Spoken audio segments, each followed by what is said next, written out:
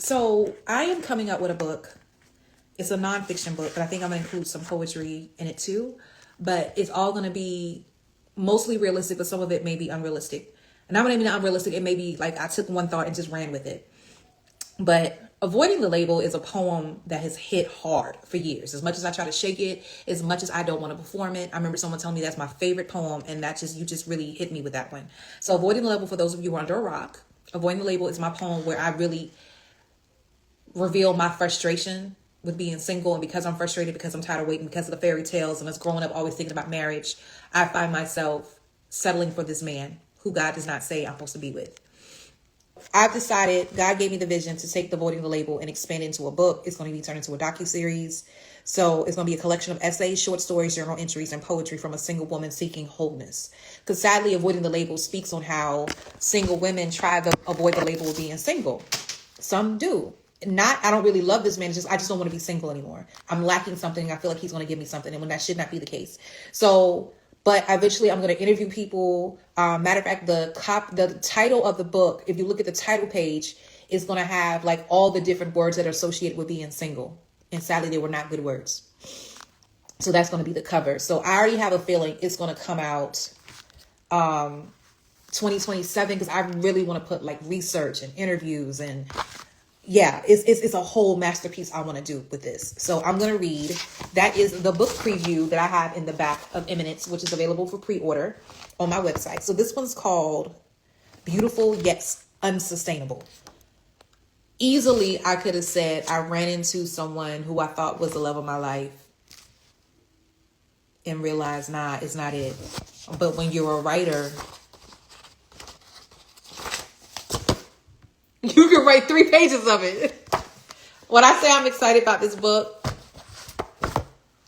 now that one I may seek out a literary agent for that one, because that's gonna. I'm not saying the other books are not gonna put me in arenas and on stages, but that one, relationship books. And I'm not trying to be I know I can't be a New York Times bestseller, but that's easily, if I partner with the right literary agent, that is easily a New York Times bestseller. Like I see myself, like when I saw Nicole Hannah-Jones, and I feel like I'm saying her name wrong, and if I am, I apologize. The way they did her docu-series for Project 1619, which if you have not read the book, read the book, then go watch the docu-series on Hulu. When I saw that, I was like, and when I started thinking about this book, not this one, but Avoiding the Label, I was like, I want to do that. Like, I want to have interviews. I want to sit down in places where we can set up discussions with women and discussions with men and talk to people who are willing to share their experiences where they wish they would have not got married, or just the pressure you feel. I wish I had it documented. What prompted me to really take this book seriously and not let it go was I was at First Thursdays on Main. I was invited to perform, and when I performed Avoiding the Label, afterwards a lady came up to me. I don't know why I feel like to say it, but it was a white lady, and that was the first time I was approached by somebody, because I think that was the first time I read that poem in front of a mixed audience. Normally it's all Black people. And she came up to me and she said, that poem, and she broke down crying, and I held her. And I'm not laughing as in, oh my gosh, she was laughing, she was crying. No, it was like, oh my gosh, like, because basically the poem speaks on how you feel this pressure as in Black culture to jump the broom, and you don't need to feel, that should not be pressure. If you ain't feeling it, you're not feeling it. But what I'm not going to do is allow you to string me along if you're not feeling it. But our problem is sometimes as women, and I think men too, we obligate ourselves to someone who don't deserve us, all because we're trying to check a box. And that's what that book, Avoiding the Label, is going to talk about, and how we need to stop trying to check a box. I remember when I thought I needed you. I thought I missed something because you have always been there without a demand or request. I interpreted your never-ending presence as a silent request to open my heart to yours, or a message from heaven stating that I needed you. Yet in the craziest and most terrifying moment of my life, you were non-existent, vanished without a trace. I would consciously and unconsciously look for your face, because I knew we were living within miles of each other. If I wanted to, I could show up at your doorstep and ask why you abandoned me. In reality, you never had the fortitude to withstand the horrific storm. No one foresaw I would have to battle back to a norm that would separate and reveal genuine connections. I remember wanting someone out of my life so bad I had made it a point not to speak his name. Somehow speaking his name would cause my phone to ring. I could never forget his area codes, but I so badly needed to forget his name and the chokehold he had on my heart. Determined to forget him, I did forget his name while not answering his phone calls. He turned into this dude who I wasted months of my life with, living a lie that we needed each other. Nevertheless, you were different. Ironically, the same action of me thinking of you, speaking of you, remembering you caused me to see you for the first time in 5 years.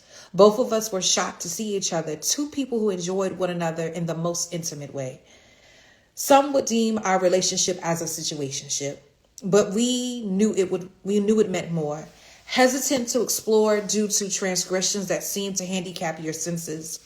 I wanted more for you than nights dulling pain or just fading away into a river of bliss overtaking any regrets. When I finally accepted we would be nothing more than friends, despite writing poems of our interactions, you remained there. When called, you came to help in any way possible, while I still found it improbable for a man to be willing to help without demanding or expecting a favor in return. I had friends who were brothers, that they were also obligated to their wives. No attention was going to pervert their obligation to help their sister. You were different, single and once my lover. We spent time under the covers and in each other's embrace, yet you occupied a space I didn't know existed. Life after benefits. We dispelled the myth that says that males and females can't coexist without being overpowered by their desires. I don't remember exactly when we decided to just be, decided to extinguish the flame while holding on to memories and forming a new existence of just being friends. That new existence left a lingering feeling that maybe I didn't try hard enough to understand exactly what you were trying to send down the river of bliss.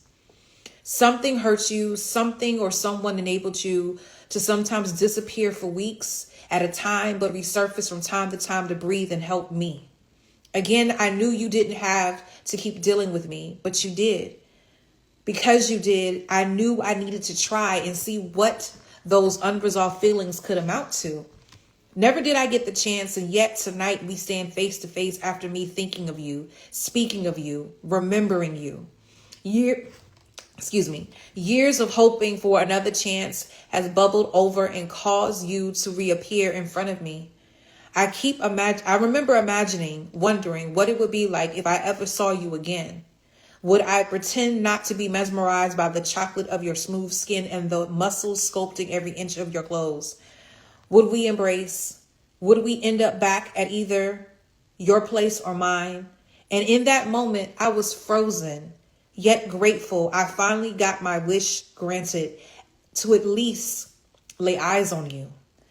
What was more beautiful is that you didn't deem it harmful to say hello. For us to engage in a conversation I had been rehearsing for over 5 years. 5 years ago, I would have deemed our encounter as a chance for us to discover or finish what I attempted to uncover. I thought I had unresolved feelings. 5 years ago, I was a different person who was impatient and willing to force puzzle pieces to magically fit. I'm not going to say we never fit. Something about us fit for that moment, but I can't deny the beauty and the passion that was ingrained in my psyche. 5 years ago, I would have thrown all caution to the wind, ignoring my progress to only give in to desires that never quite left me content. Inadequate, you praised my gift to exhilarate your soul, yet I was always left conflicted and uneasy due to the lack of wholeness. Sometimes I wonder if my brokenness blinded me to you loving me or caring for me so deeply you hung around just to see if I would come around. You said helping me was just in your nature, but there is a part of me wondering if it was done to see, waiting until I would finally see you were all I needed. Then the memories of you fleeing, escaping my storm, you were never meant to save me from. Yet you never stayed to see if I survived. I felt stranded, but would later realize you were never the man I needed you to be. Reminding me I can't conjure up this lie that tonight was our chance to rediscover and rekindle our relationship. Tonight's encounter was simply a coincidence that could easily be a distraction from the progress I have made in the past 3 years. Yet we had the most beautiful. What we had was beautiful, yet unsustainable. I won't forget that next time. So